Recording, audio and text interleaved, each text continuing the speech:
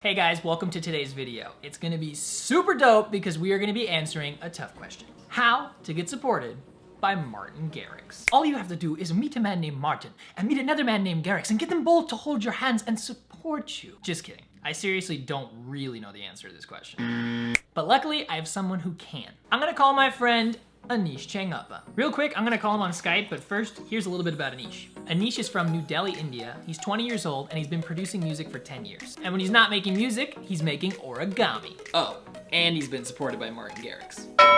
All right, now that you know a little bit more about him, let's get started. All right, I'm gonna call him on Skype.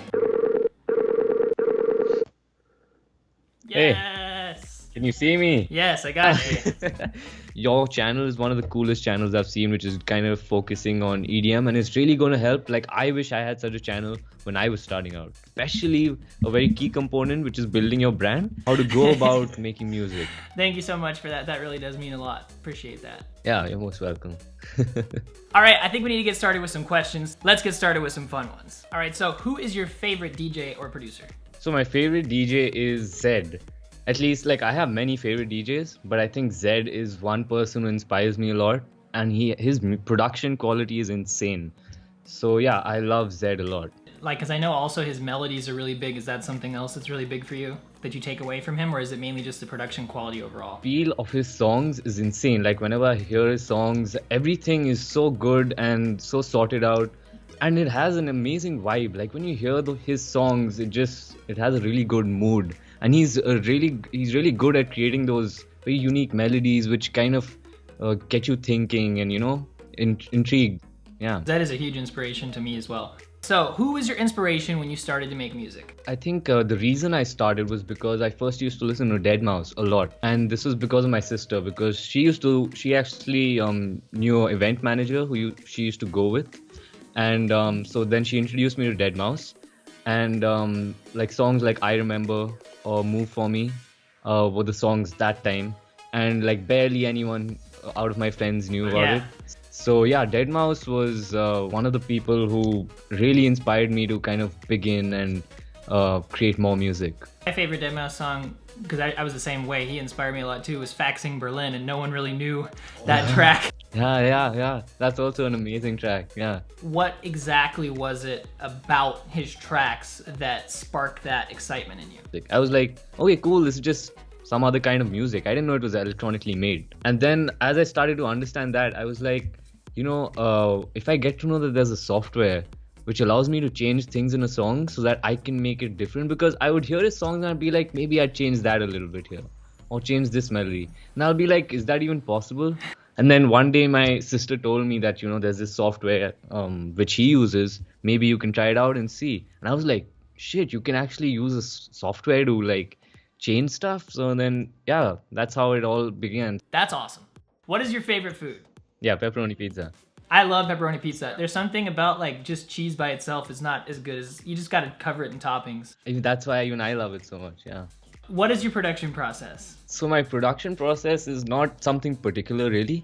I think most of the times I'm usually listening to music or watching a live show on YouTube or something like that. And then all of a sudden I'll be like, you know, I could create a track like this, but add my own kind of different sense to it and vibe to it. So I'd begin like that, and then I'd go into the software and add some melodies, add some sounds. And then, you know, usually I think it's a great way to start to firstly just get inspired by whatever you're listening to. Then you're like, you have this rush to, you know, kind of make something cool. And in that motion, you don't kind of consciously think about what you're making. You just allow it to flow out of you. But as you keep making the sound and everything, you'll start to realize, like, you know, it's sounding better in each and every other project.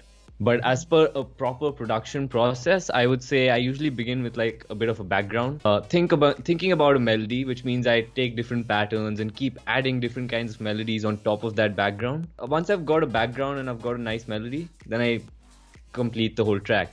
But sometimes I've created a lot of the track, like with the background, and like I've got the drop and everything, especially like this is pretty much Fruit Juice's story. Yeah. Now I created the background and everything, but I didn't have the main melody.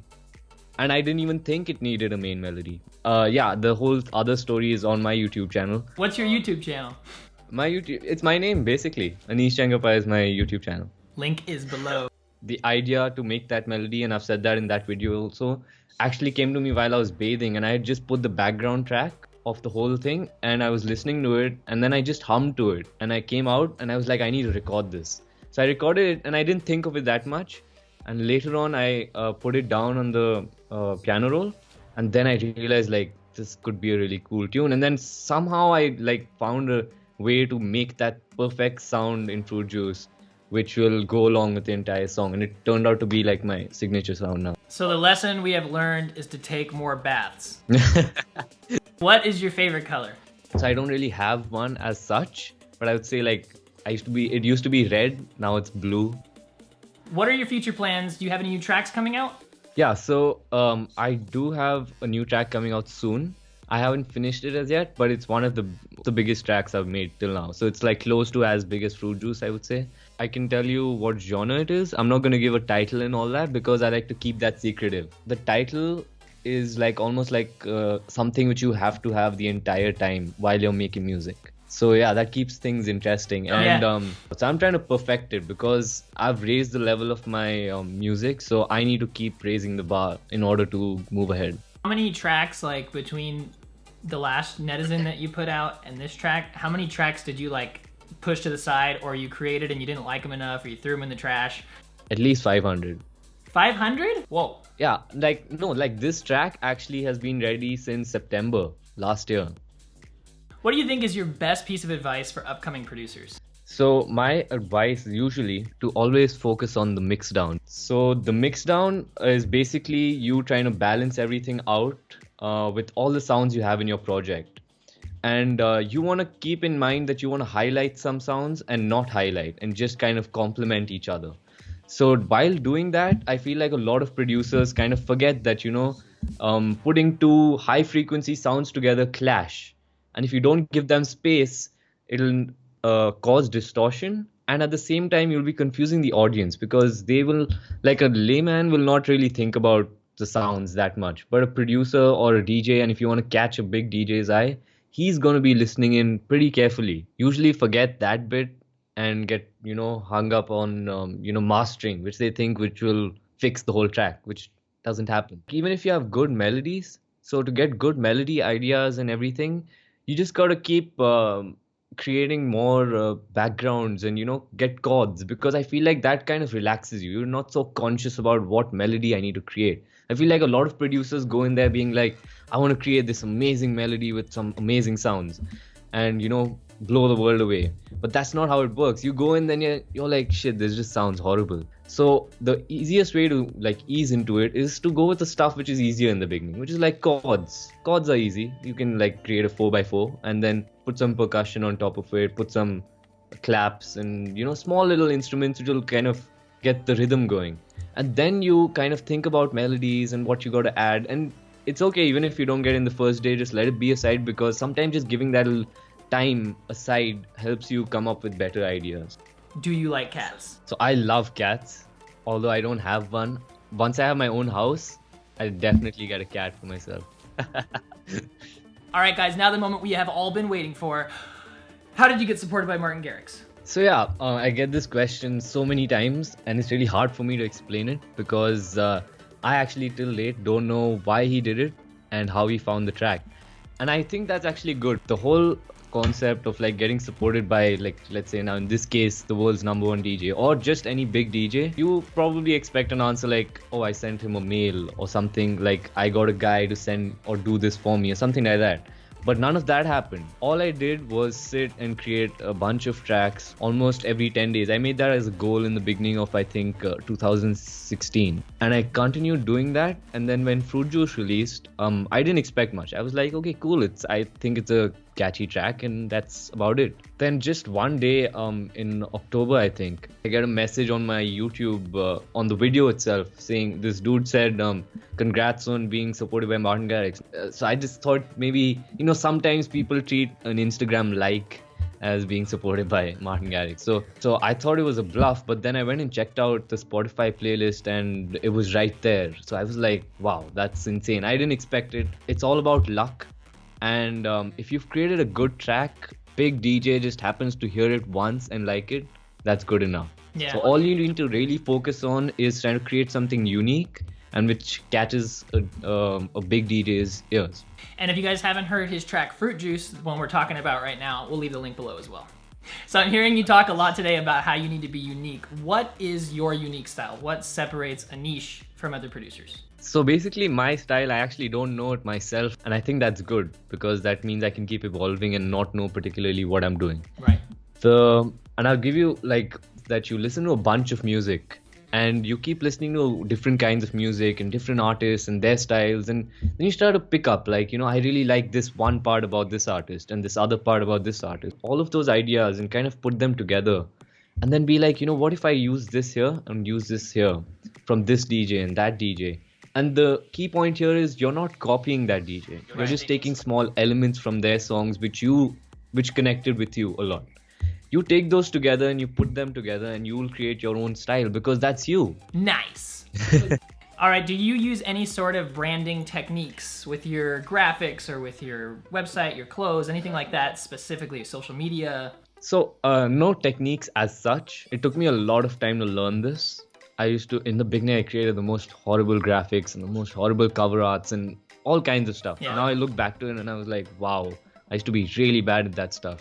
You have to keep looking at what's going on the internet, keep looking at what other artists are doing, what kind of branding they're doing, and then similarly try to create your own vibe to it. Like I try to keep it very down to earth with my audience because I don't like to portray something very commercial. Be unique again, which is like music already has to be unique, but now you got to be unique in branding because you don't want to end up just being another artist like another artist. That's a huge point because this is what I've been telling you guys. If your cover art looks good, like he said, it's the first thing people see and they will judge your song based off that right away. Exactly. All right, so we're getting down to the very end. What is the best takeaway from your experience with getting supported by Martin Garrix? What did that do for you internally? How did that change you as a producer and as a person? So first off, it gave me a lot of confidence because I was like, wow, so if this song gets supported by the world's #1 DJ, that means I've got a good amount of skill. But the one thing you got to keep in mind is don't let it get to your head, in the sense, don't think that you're now going to become someone big, and realize that it's just one milestone. Motivate you and push you further. Exactly. Yeah, I made a mistake by letting it get to my head a little bit, so I took like a break or whatever, and I can accept that because you got to learn from your mistakes. But I realized that you can't let it do that, and you just got to keep working. Anish is honest too. Yeah, really, really honest. All right, Anish, thank you so much. We're all just super grateful that you came on to do this, and I know I could talk to you like all day. Like, you have so much knowledge. You're most welcome. I'll do this anytime for you, basically. Dude, this is awesome. Keep going.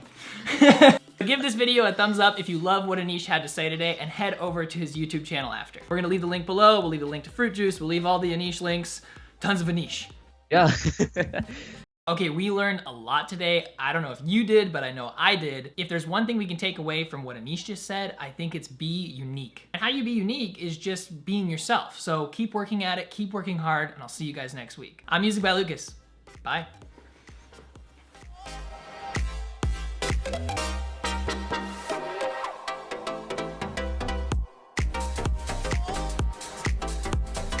And it's quite hard to show you. And it's really delicate actually, and there's no glue involved. So this is all just paper. No glue, no clips, no nothing, no staples. It's just all paper, and it all spins and everything. So yeah.